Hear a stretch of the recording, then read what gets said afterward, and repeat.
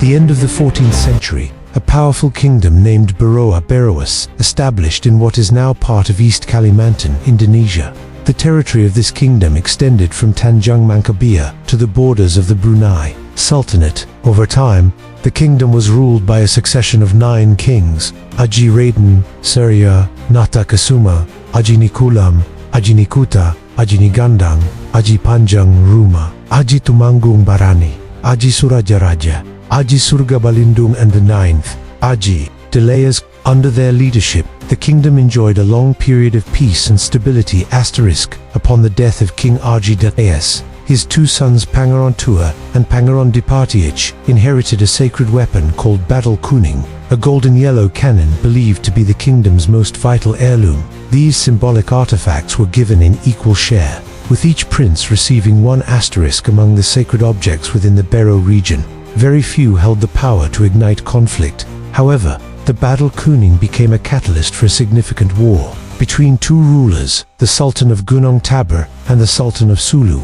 The Baddil Kuning, a centuries-old relic, eventually came into the possession of the Sultanate of Gunung Tabur.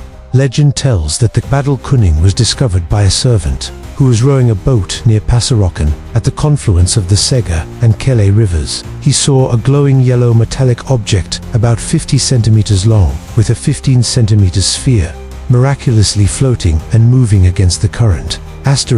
Mesmerized by its supernatural qualities and golden brilliance, the servant brought the artifact home and named it Baddil Kuning. Believing it to be sacred, he presented it to the Sultan of Gunung Tabur, who accepted it with reverence.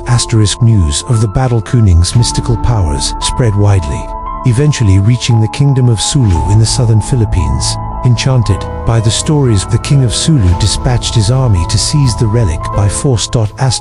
Without facing serious resistance, the Sulu forces succeeded in capturing the relic. Although the Sultan of Gunung Tabur had the strength to retaliate, he chose to avoid bloodshed among his people and allowed the heirloom to be taken. One day, the king of Sulu announced his intention to dismantle the Baddil Kuning in public. Enraged, the Sultan of Gunung Tabur ripped a pillar from the mosque, causing the structure to tilt, and marched toward the ceremonial site, wielding the pillar as a weapon. The Sultan went on a rampage, defeating the Sulu army and confronting the king himself. In a dramatic battle of mystical strength, the king of Sulu surrendered and pledged allegiance to Gunung Tabur. Triumphant, the Sultan of Gunung Tabur returned to his homeland with the Baddil Kuning. He was warmly welcomed by his people, and the sacred cannon remains preserved within the Sultanate to this day.